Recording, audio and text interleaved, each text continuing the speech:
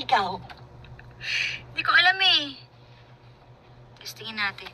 Na-miss nyo kami masyado ah. Ikaw na-miss mo ako. Ha? Miss mo ako.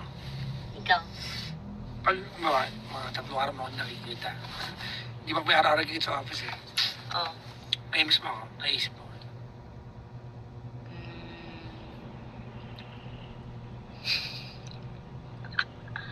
Oo. Ikaw, miss mo ako. Ano ba? Naka-live tayo. Visit. Huwag ka nga. Please na ako. Kasi... Ang awkward! Nakikilig ka. Hindi ako nakikilig. Ay ano? Wala. Namimiss mo ko, hindi mo nga ako nakakausap. Tigilan mo nga ako. Nakakaya mo nga ng 1 week. Nakikipag-usap sa akin. Yun, hindi Nagul- na. Ah.